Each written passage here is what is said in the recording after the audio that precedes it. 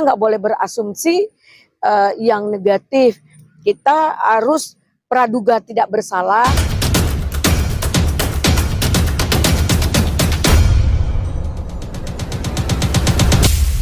Sebenarnya saya nggak mau ikut campur ya dalam persoalan orang lain gitu. Apalagi saya tidak sangkut paut dengan perkara ini. Namun kalau pendapat hukum saya diminta, sebenarnya sebagai warga negara yang baik, kita kan harus kooperatif ya. Terus saya yakin dan percaya Nikita Mirzani untuk tidak hadir itu mungkin punya alasan yang cukup kuat.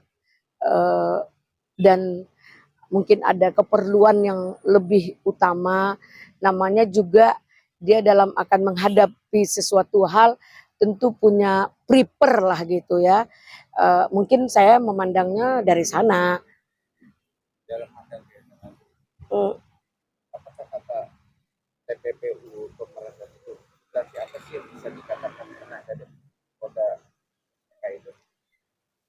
Sah saja dia sekarang mungkin hasil penyelidikan dan penyidikan mentersangkakan itu juga punya pertimbangan dan kan belum bisa dapat kita ini kita langsung anggap dia sudah sepenuhnya bersalah karena kan ada tahap pembuktian, tahap kesaksian, pembuktian, makanya semua itu masih punya proses yang cukup panjang melalui tahap 2, apakah bisa memenuhi P21-nya, kemudian baru memasuki persidangan untuk pembuktian dan kesaksian untuk seperti apa putusannya nanti. Disitulah kita bisa menyatakan seperti apa. Sekarang kita nggak boleh berasumsi yang negatif. Kita harus praduga tidak bersalah, terus presumption of innocence ya. Terus kita juga harus melihat agar hukum diberikan yang seadil-adilnya kepada siapapun di bangsa ini, karena equality before the law, persamaan hak di mata hukum itu harus kita tegakkan ya.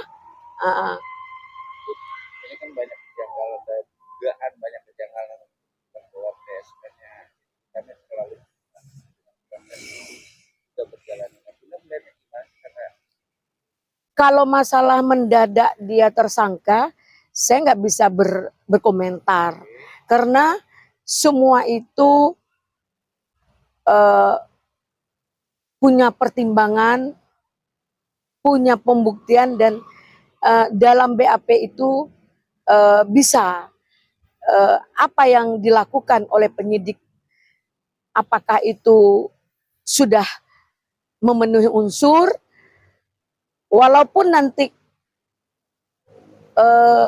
kepastiannya ketika di pengadilan. Nah, seperti perkara Bang Rasman juga, kalau kita pikir kita tidak puas dalam penyelidikan dan penyidikan, namun karena sudah tahap 2 dan P21-nya oke, berarti kita harus menempuh jalan persidangan gitu. Semua pertimbangan itu mungkin ada sebab dan akibatnya. Gitu. namun dari posisi sendiri Mirzani yang belum juga datang dalam pemanggilan, ada nggak sih dugaan ini pemaksa dalam tanda kutip ya kan, karena si Nikita Mirzani merasa ini kan hanya kasih atau ditawarkan tapi substansinya ada pemerasan itu kan Oh, kalau dalam jauh ke sana saya sebenarnya nggak mau ikut campur, cuman kita melihat tiga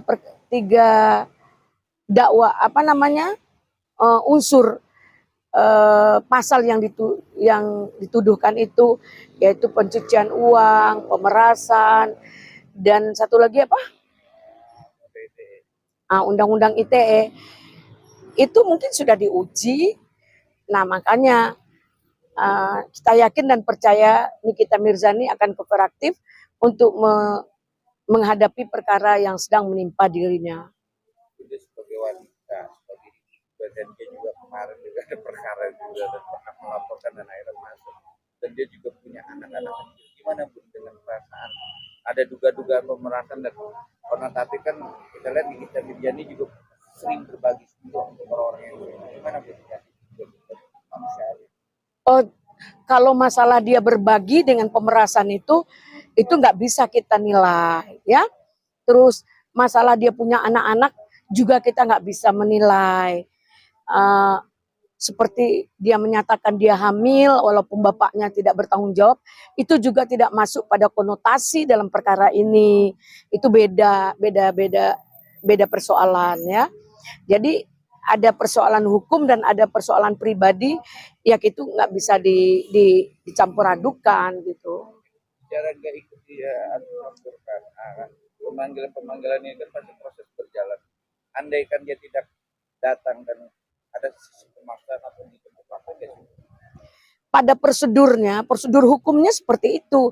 Jika kita sebagai warga negara yang baik, kita kan harus punya proses hukum ya untuk pemanggilan berapa tahap, peringatan pertama, kedua, ketiga, atau panggilan pertama, kedua, ketiga gitu. Itu bagaimana cara dari pihak penyidik sangat membutuhkan keterangan. Jika dia tidak mau melakukan atau punya alasan yang kurang tepat, ya bisa saja dijemput dengan paksa. Pun ini kan ada kata skincare, inner review, ya kan.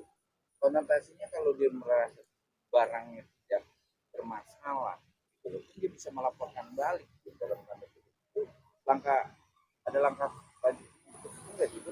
Sekali lagi dalam perkara ini kita tidak membahas skincare-nya.